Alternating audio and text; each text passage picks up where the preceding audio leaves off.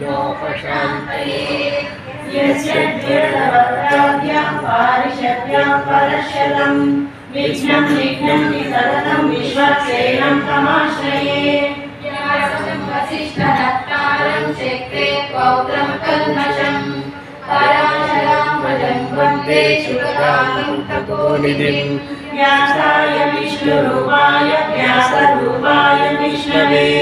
नमो वै ब्रह्मनिधये वासिष्ठाय नमो नमः आदिकाराय शुद्धाय नित्याय परमात्मने सदैकरूपरूपाय विष्णवे सर्वजिष्णवे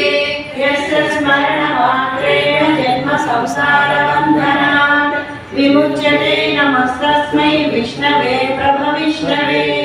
ॐ नमो विष्णवे प्रभविष्णवे श्रीवायुवाच धर्मानशेषेण पावनानि च सर्वथा युधिष्ठिरशान्तनं पुनरेवाभ्यभाषत युधिष्ठिर उवाच किमेकं दैवतं लोके किं वाप्येकं परायणं स्तुवन्तः तं कमर्चन्तः प्राप्नुयुर्मानवाः शुभम् को धर्मः सर्वधर्माणां भवतः जय श्रीमन्नारायण भगवद बंधुవులందరికీ తొలి ఏకాదశి శుభాకాంక్షలు తెలియజేస్తూ ఈరోజు ఇందిరానగర్లోని రామాలయంలో విష్ణు సహస్రనామ పారాయణ కార్యక్రమం అత్యంత వైభవంగా నిర్వహించడం జరుగుతుంది. దానికి సంబంధించినటువంటి ఇప్పుడే మీకు తెలియజేస్తాను.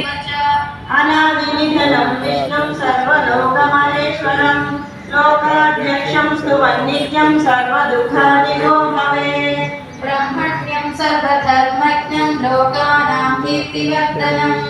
लोकनाथं महद्भूतं सर्वभूतभवोद्भवम् एष मे सर्वधर्माणां धर्मोऽधिगतमो मनः यद्भक्त्या पुण्डरीकाक्षं स्तवैरर्चेन सदा परमं यो महत्तेजः परमं यो महत्तपः परमं यो महद्ब्रह्म परमं यः परायणं पवित्रं यो मङ्गलानां च मङ्गलं दैवतं देवतानां च भूतानां यो वैयक्तिका यतः सर्वाणि भूतानि भवन्त्यानि वाग्मे यस्मिन् प्रलयं यान्ति पुनरेव विपश्यते तस्य लोकप्रधानस्य जगन्नाथस्य भूपते विष्णो नाम सहस्रमे शिवपापभयावहं यानि नामानि गौरवाणि विख्यातानि